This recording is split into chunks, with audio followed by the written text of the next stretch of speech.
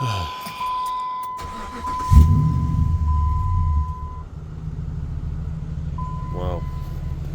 morning. So next day, which you can't tell because it's still dark. I've had 3 hours sleep. My car still doesn't work. And we're taken to the racetrack. Yep, I know that sounds stupid, but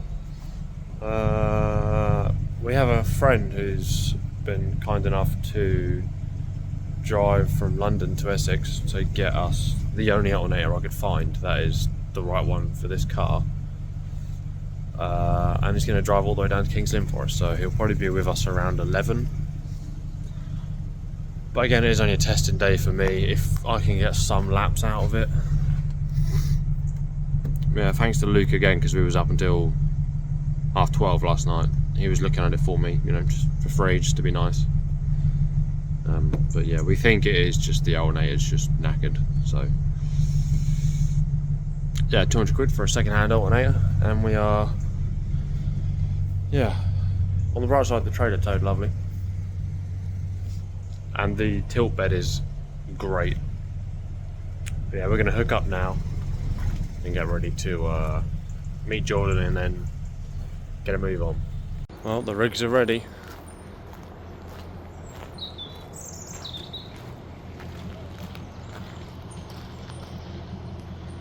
We're good to go.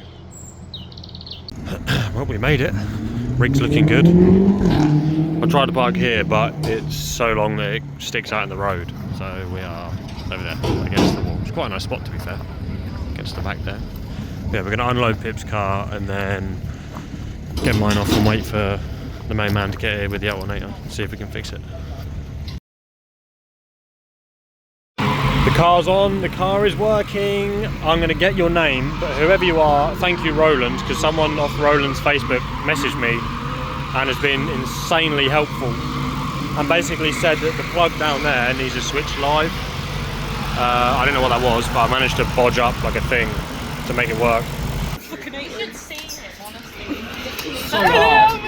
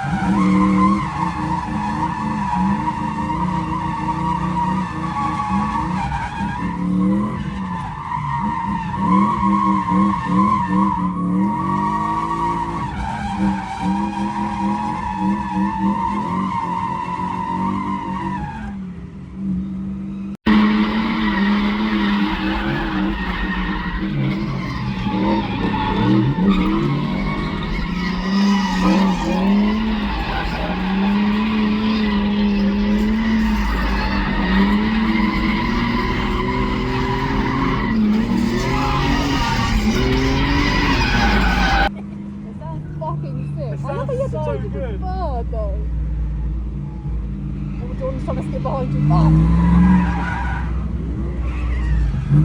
Oh, it's so smoky in here.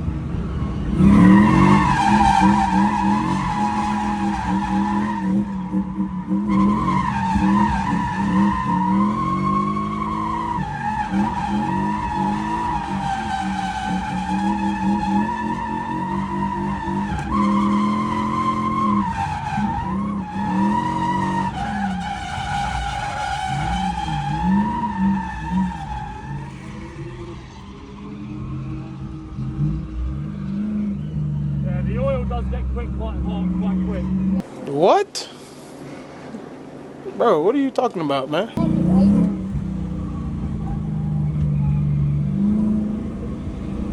you're holding people up.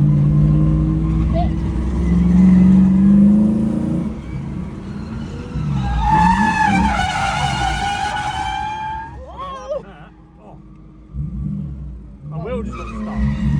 Love on God.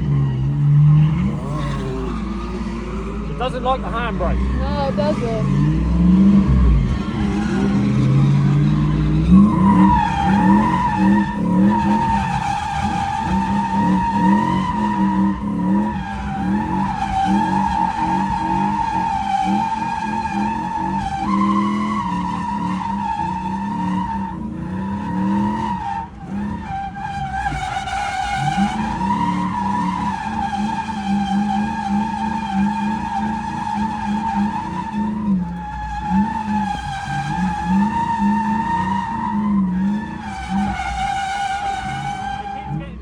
He's getting stuck. I heard it then.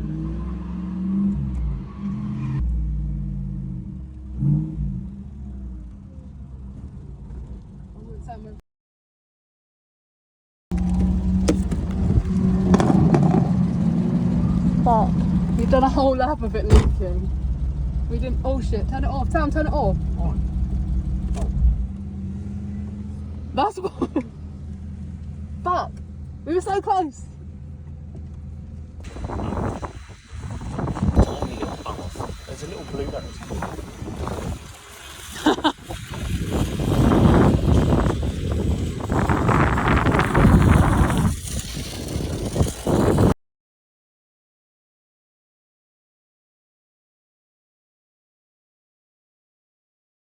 You vaguely saw me go for the first test. I didn't get to film anything because it was such a rush trying to get it done for that day. We kind of got it done. Loads of stuff isn't done, like the metal wings, still haven't done. Didn't really fit the bumper properly. The engine wasn't working when I took it there, which you've already seen all of that. Anyway, we are here. We are diagnosing, and it turns out that so basically this smoking is smoking pretty bad. It's burning oil.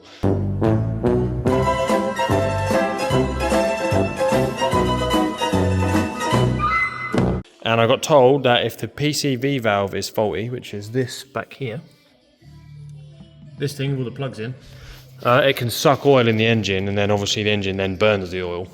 So they said people said take your throttle body off, and if there's oil in your inlet manifold, then chances are your PCV valve is knackered and it's sucking oil in, which makes sense. And from my diagnosis, it's soaked with oil. So even there. So I don't know how I'm going to clean that out, but I've got a new one on the way. Hopefully that will fix that problem. We also obviously had the issue with the auxiliary belt snapping, ripping my brand new fan wiring out my spout fan, I don't know, and also knocking this bung off, which I couldn't find. So I need to figure out something with this, as it isn't used. Fit that PCV valve, and today, thank you to my other half's father, who is really good with electrical stuff. He has managed to strip this down, managed to get some wires on there again, so that this motor for the fan isn't knackered, we hope. So I'm going to build this back up, find a tiny little clip that goes on here, because I have no idea what that is, and try and figure out what we can do with that. So, let's start by putting this thing together. So the motor goes in these little slots in here, like that, and then this fan literally slots over, pushes. Got to try and get that through there. That was a mission to get off, so let me just quickly try and get that on. Okay, right, so that's on. As you can probably see, I need to go find that circlip because I have no idea where that ended up. That could be fun. God, that was a mission, but we've got one on there and it's working. So what I'll probably might do is just quickly bolt this on, just sit it on the car, plug it in and make sure it works before anything else. So I'm just taking the auxiliary belt off. Like I say, this is this is actually what's left of it.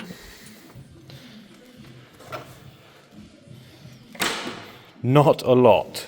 Yeah, so I'm going to take this off because if you look at the alternator right there, I think that is also a source of the problem.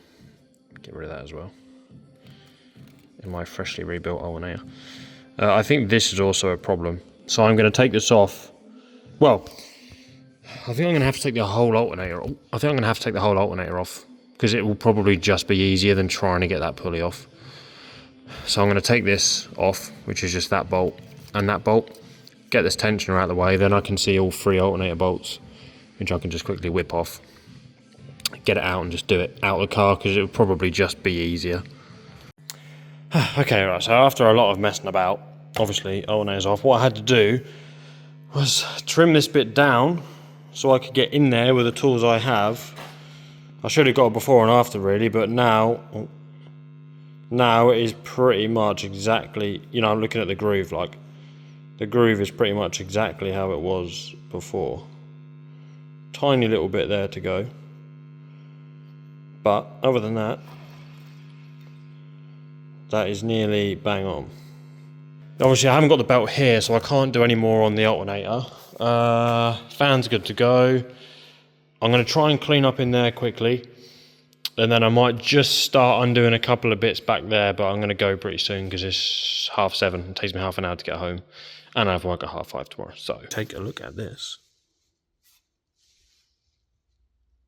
That's oil. If I put my finger in here, which is inside the inlet manifold, there is lots of oil. It definitely does. Oh God. Yeah, fair amount of oil in there. Well, we'll keep going, see how much we can get out. Oh my God. There is a puddle of oil at the back where the PCV valve goes. Holy shit, I thought I had the worst of it, but oh boy. New day, still daylight. I have this now. So I can put that on if it fits, because this is the second one I've brought, the first one was wrong. Then we can get the fan on, and then the whole front bar that is done. All we need to do then is that and that PCB valve. So I'm going to start taking that off. It came today, annoyingly, so I can't fit it until tomorrow because I haven't been home. So I'm going to take that off today, and then tomorrow I'll come down, whack it on, or clean the inlet out, whack it on, and see what happens. First, it's the right one. Thank God for that. So that's on. Nice. Now I can get this fan back on. Let's do that. I've also moved the fan wire, and ignore this because I hate it. It's vile, so I'm going to change that.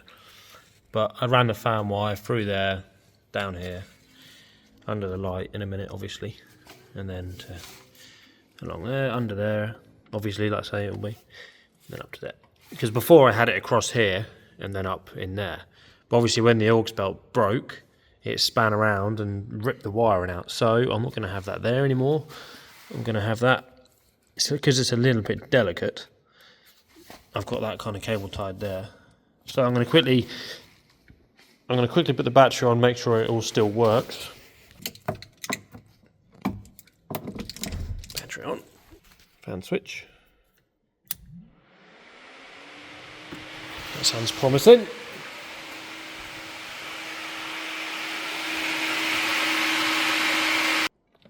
Yeah. If you've ever done any work on a car, you know how I'm feeling right now.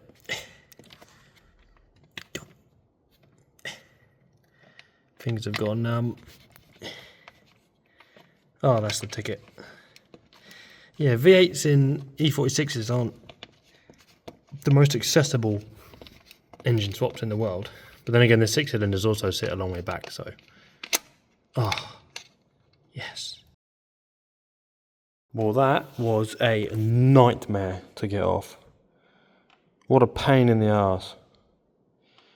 Oh, those 3 bottom bolts, or 4 bottom bolts. I had to take all the water pipes off, I had to take an O2 sensor off. I pulled my engine earth out by accident when I was doing it. But yeah, it's down in yonder. Just tapped my finger on the inside of the inlet manifold. I think that's been doing that for a while. Now, I have pulled this out. Yes. Don't know what it is, but I'd imagine I'm probably going to have to take all this back off again to figure out where it actually lines up. But I had to get it off to be able to get my tissue in the back. Because as you'll see in a second, the amount of oil back here is unreal. Look at this. Look at this. Oh my God.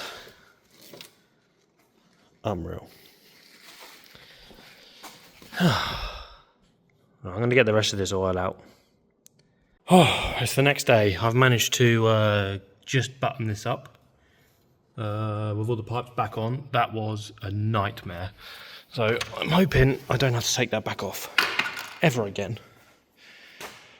I think everything is back on apart from my temporary alternator wire. So I'm going to whack that on and then just fire it up. I mean, I know it's going to smoke for a little bit because obviously there's still oil in there that I can't get out. But I just want to fire it. There's no water in it either. So I just want to fire it up for 30 seconds. And then switch it off just to make sure, you know, all the alternator belt's okay, everything's all right there. And then if that's all okay, all we've got to do then is hope that's fixed, wait for the rest of the oil to burn out, and then fix the coolant problem. And we're good to go.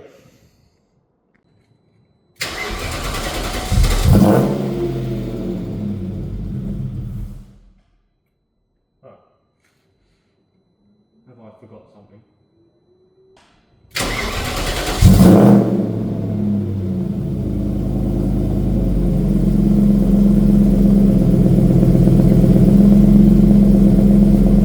Definitely on. Definitely on. Woo! Alternator's spinning, that's something. That's all looking good. Just got to remember there's no water in it.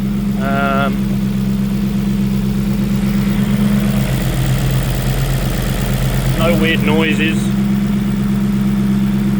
I want to rev it just to clear some smoke out, but at the same time it's cold and has no water in it. Managed to find this B&W clip, like an original thing that fits perfect. But as you've probably just seen, I cut through this with my grinder by accident. Now, I don't know if it's going to be strong enough for me to do a Jubilee clip up on it. So what I was going to do is put a tiny bit of pipe on the end, and then have it like that long, and then in the other end literally have a bung, probably something like this, wherever it's gone. Not specifically that, but you know, something like that. My absolute bodge job is finished. I'm aware this is a complete bodge, but for now and Saturday this is all I can do to get us by. I'm not going to know if this is going to work until tomorrow, because obviously the Loctite needs to go off, and I've checked, and that Loctite's good for 150 degrees C. So if that's hitting 150 degrees C, we're doing something really wrong, and this thing's probably going to be blown up. So, yeah, we're going to leave it there for now, and then tomorrow we'll come down, I'll pick up, I don't need 10 litres, but I've ordered 10 litres of deionized water instead of coolant, because I've heard from a few track friends of mine that they said they had better coolant temps with just deionized water and no coolant, so that I'm going to try, because every little helps. Again, until I can get another fan set up, either 2 fans, or I saw someone at Lynn with one sucking and one pulling and one sucking, and they had like a shroud around them, so worst case I'll do that. Right, it's the next day. Excuse the dog toy. We have what we need to get this bad boy finished. Deionized water. I'm just going to run this purely water. Water's in. Let's fire it up and see what happens. Are we in neutral? Yes.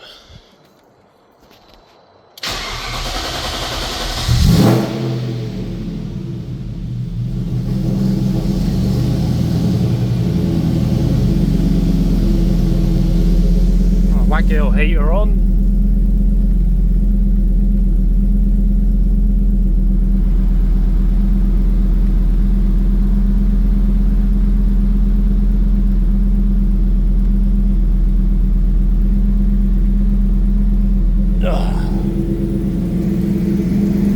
Well, keep an eye on it now.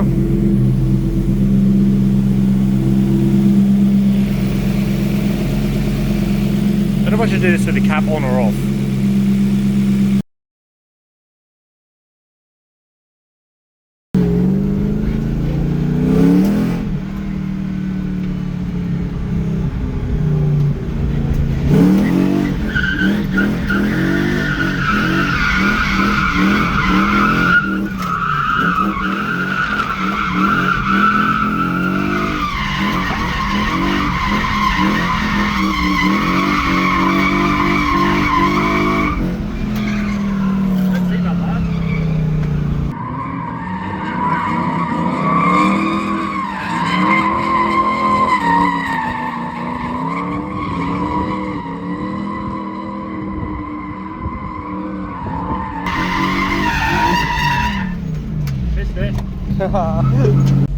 Well, someone's being towed off, but there's no oil when we rev it now.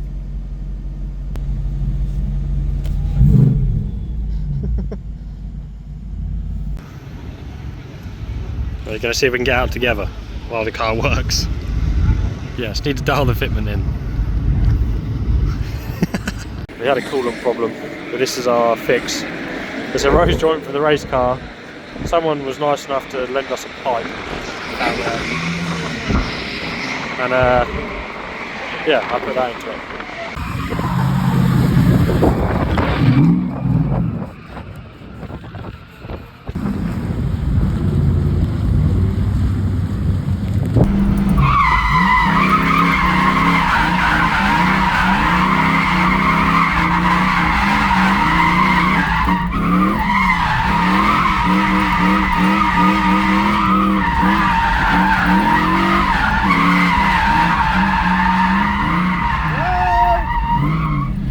That was close. Yeah.